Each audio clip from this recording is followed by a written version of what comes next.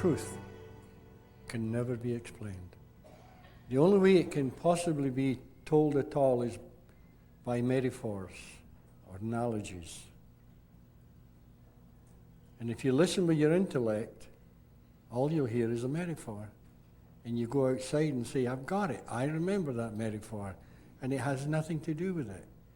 You go beyond the metaphor. And truth is everything.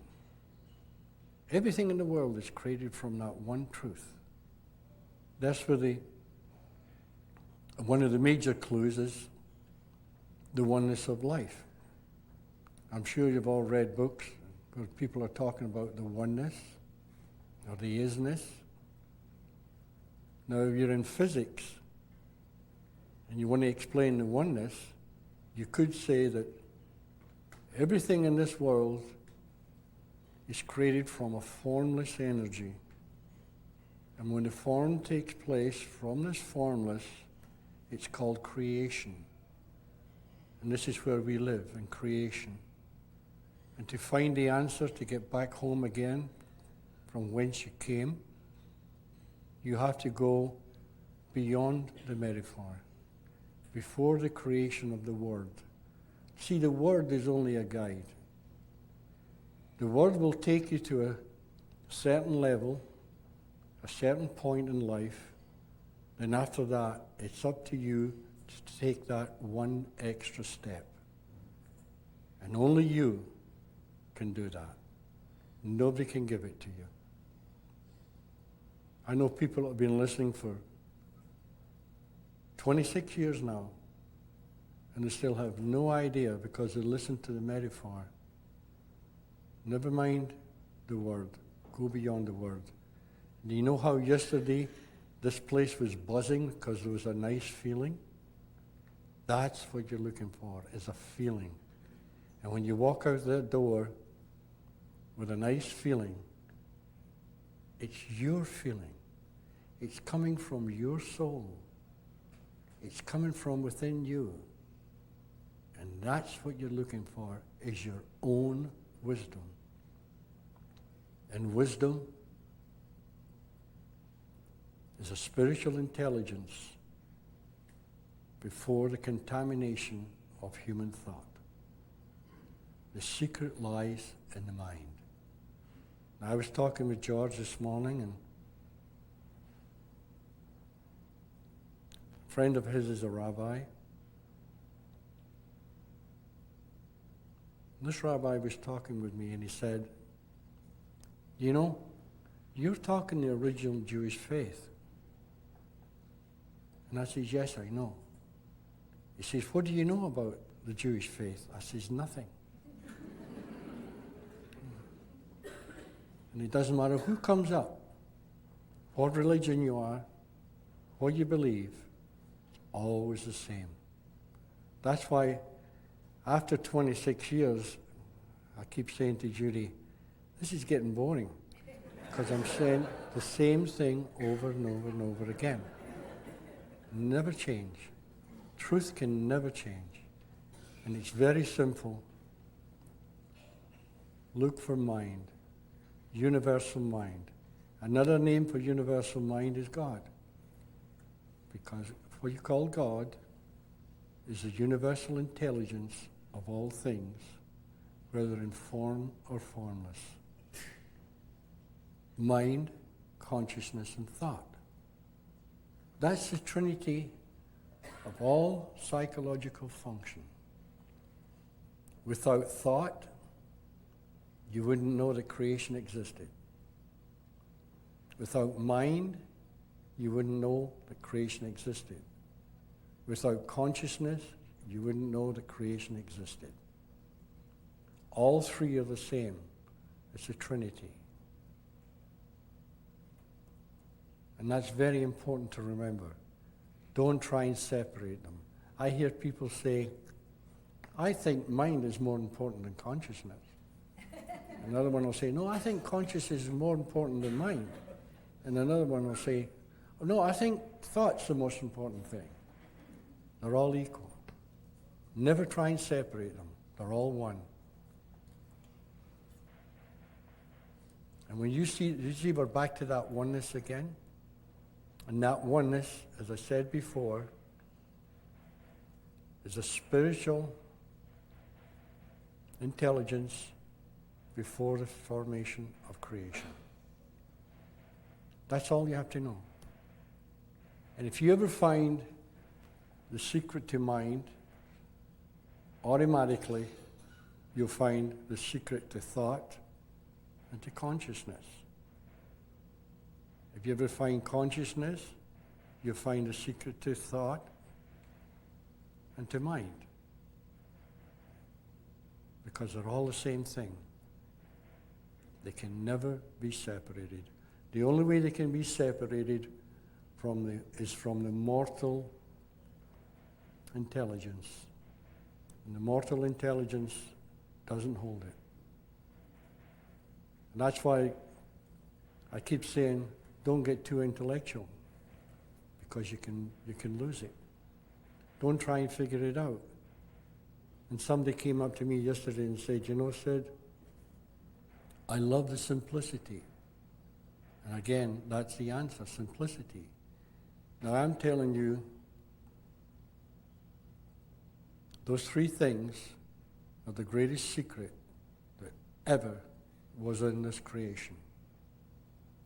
Now you take them and you try and analyze them, and instead of 3 words, you got 3 books. And from these 3 books, you get 3 volumes.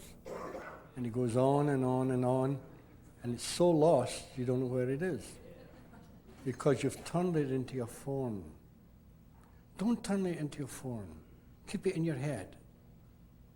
Try and digest it in your head. Let it sink in. And all of a sudden, the simplicity is there.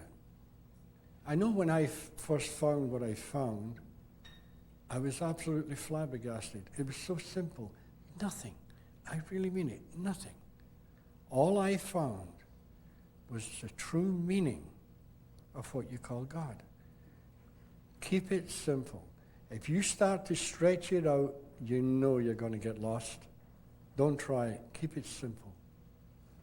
I know a lot of people want me to get into a conversation and argue, discuss. No. No way. I've never argued with anybody in my life about this, because it's a waste of time. Because when you know, you know. I remember someone saying to me, said, I wish you wouldn't say you knew. And I said, well, I have no other choice. And they said, see, you're doing it again. And this went on for a little while, and I was sort of playing, Finally, this lady said to me, can't you just say you think so? And I said, yes, I could. I only think so. She said, see, there you are. Aren't my thoughts as good as yours? And I said, no, because I know and you don't.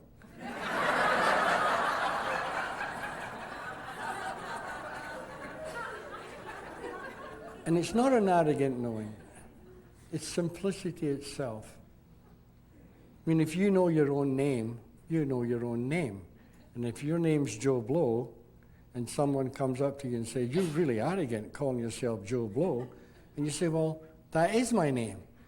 Couldn't you call yourself Jim Smith? Yeah, I could. But it wouldn't be true. And I'm not going to sit here and tell a lie, because it's simplicity.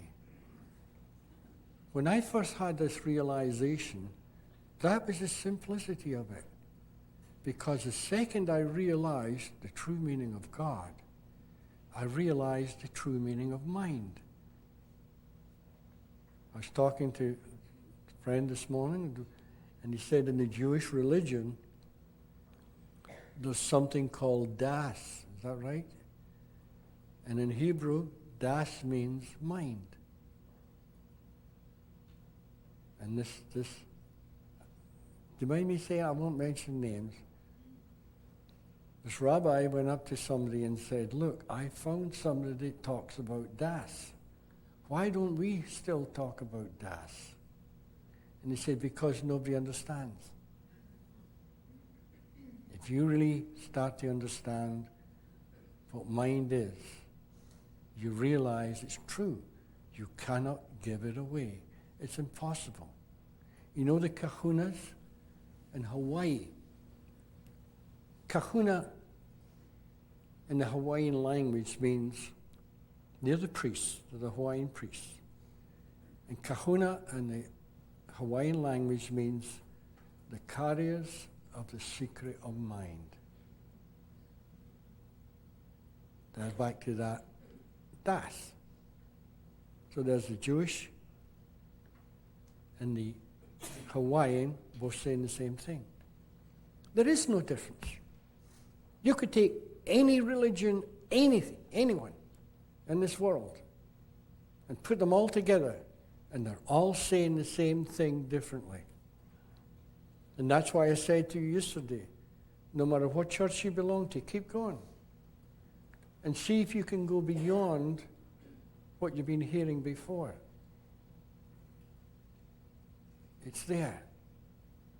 It's everywhere. Truth is everywhere.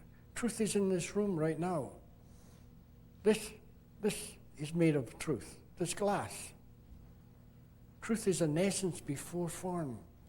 The spiritual energy, it has no form.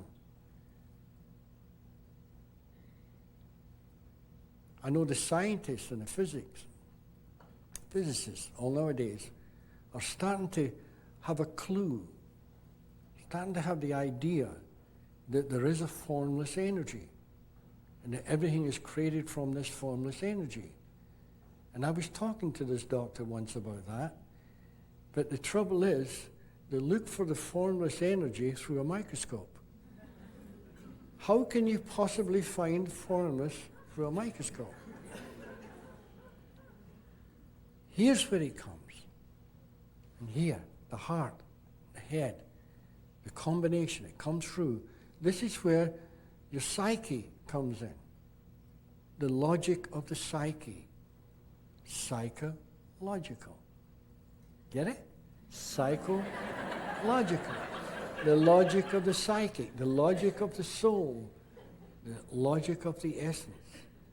This is where psychology, the original psychology, if you look up the dictionary, it's a study of the mind and the soul.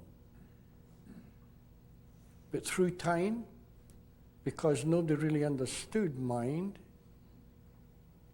or soul, they gave it up. Like they said, no sense of talking soul because this is psychological, the logic of the psyche. The soul belongs to the church. So we'll forget that one. So let's concentrate on mind. Then they realized that nobody knew what mind was, so they dropped it. And this is the biggest mistake ever, because when they dropped it, they went to behavior. When they went to behavior, this is after the fact, too late. The damage has been done. But if you stick to mind, soul, and consciousness, you'll find the answer. A level of consciousness is just a level of understanding life. And there are many, many levels of understanding life. There's infinite amount of levels to understand life. And what you have to do is try and raise your understanding of what life is and what life's about. Level of consciousness, level of understanding, two words meaning the same thing. And if you have an insight or a revelation, there's two words, the same thing again. But if you have an insight, that means to say you've gone inside and your own inner wisdom has come out and to assist you in life. It purifies your thought system. Then you see life differently. And you go through life with this newfound knowledge, and who knows, a week, a month, a year later, you have another insight. Then again, your level of understanding increases again. You know, I had lots and lots of people say to me, You know, I thought I was finished with this because it helped me so much in my practice, but I see now I didn't even know what I was talking about. But they did know what they were talking about. It's just that it's starting to become old. Truth never becomes old. It's just ideas and concept. An idea and a concept comes from the human thought system, the human idea. It's a belief. And a belief, a concept, or an idea is not truth. Truth comes from within. It comes from within you. And that is the most important thing in the world to remember, that truth is not out there. Truth lies within. That's why all the wise from the past have always said, look within for the answer. Or the mystic might say, look inside. And if people think, oh, look inside. And I've heard many people say, it's in your chakra, or it's in your heart. Now, a wise person might say, you've got to go to your heart and find out. But they're not meaning the physical heart. They're meaning the very essence of your soul. That's where the answer lies. We are all divine little human beings walking around with the answer. The answer is lost through time, space, and matter. That is life. And to find that answer, you have to ignore time, space, and matter. Look within to that spiritual knowledge that you were born with. Because that's what life, that's what truth is. It's before the formation of existence itself. The spiritual truth is a truth before the contamination of human thought. Truth is the essence of all things before form and after form. And what is truth? Again, it's another word to explain God. And that Trinity I was talking about, mind, conscious, and thought, what I'm talking about is different from what you do in your office, or what you do in your hospital, or whatever you're doing. Because you're talking about the human mind, you're talking about the human consciousness, and you're talking about human thought. Now I'm sitting here, and I'm not talking that. I'm talking the impersonal. I'm talking about universal thought, universal consciousness, and universal mind. And that's where you have to see there's a difference. Here's where what you call the ego comes in. The image of self-importance is the ego. And that's what destroys all the spiritual knowledge that lies within. It won't let it out. It's a cosmic joke. We're all put on this world to go and find ourselves. And we look everywhere for it. Some people go up the Himalayas. Some people go to India. Some people go to China. Some people go all different places looking for it. They'll never, never, never find it until they look in the mirror. So you save yourself an air ticket, just look in the mirror. That's the Scottish version.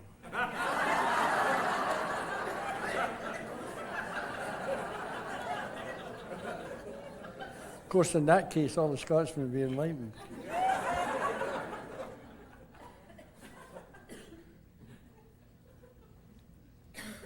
You can't really explain consciousness. You can't explain mind, and you can't explain thought.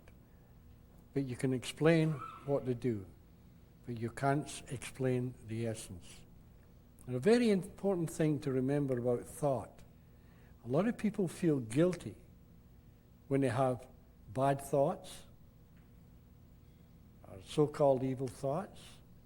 I guarantee there's nobody in this world can control their thoughts. Thoughts just pop in your head, and you don't know where they come from.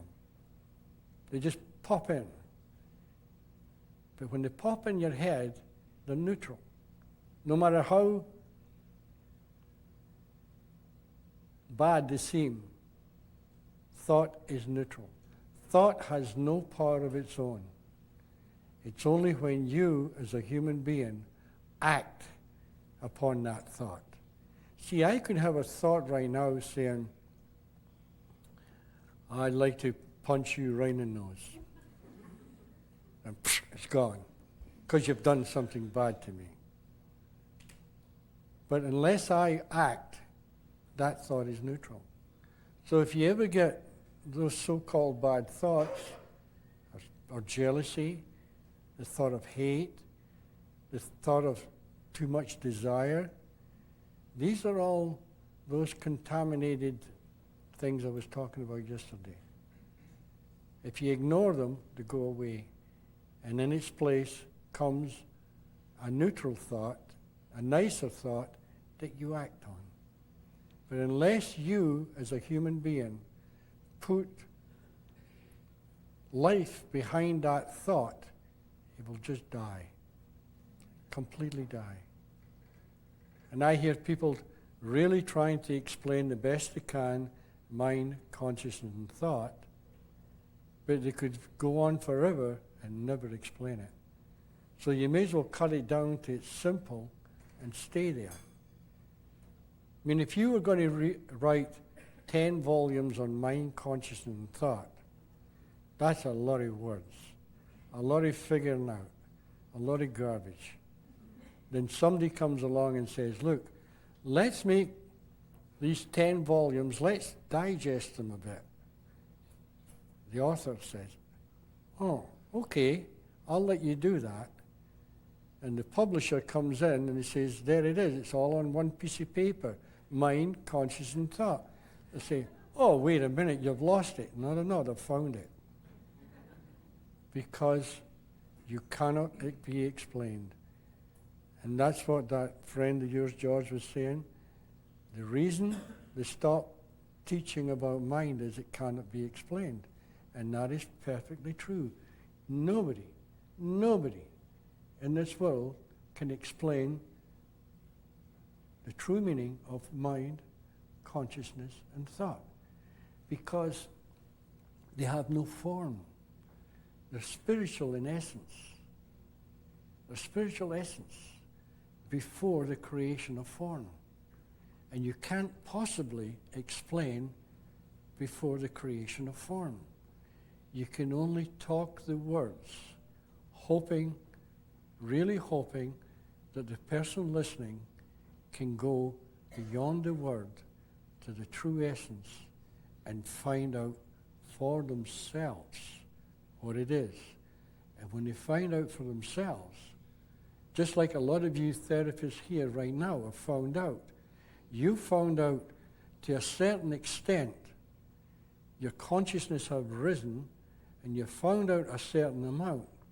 It's changed your life and it's changed a lot of your patients' life. But you know yourself, you could go up to some patients and explain till the day you die what they are, and they'll never hear it. Not until they learn to listen. Do you know how in that book, Second Chance, and a lot of the mystical books that you read, the mystics talk about the difference between seeing and seeing, and hearing and hearing. Well, the one hearing, the simple little one, is from your own mind, from your own thought system. You hear it intellectually. The hearing the mystics talk about is beyond the intellect, before the contamination of thought. And when you hear it, it's yours for life, and it's your secret, and you can never give it away. You can never give it away. You can only guide. And this is what the kahunas, these Hawaiian priests, they talked about. It's a secret you can never give away. And I'm going to tell you a story.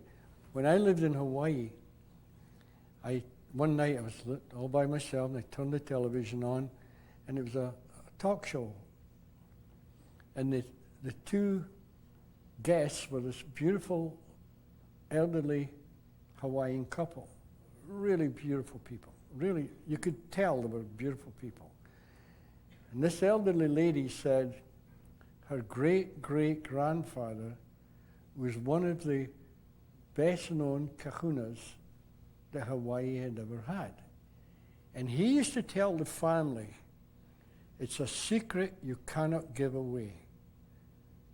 Now that's the way she was brought up. But she picked it up wrong. She picked it up that you shouldn't give it away. So she got onto the television with her husband and she said, you know, this is modern days and I would like to break the secret code and tell everybody. Then she started to talk like a kahuna that was a little bit lost because she didn't realize her grandfather would have willingly done anything in this world to give it away, but he knew he couldn't because it can't be heard from the ears, it can't be seen from the eyes, it is only seen from within. The eyes and the ears are part of the physical, and nothing in this physical can give you the spiritual. And that's what you're looking for, is that bridge that takes you from the known to the unknown.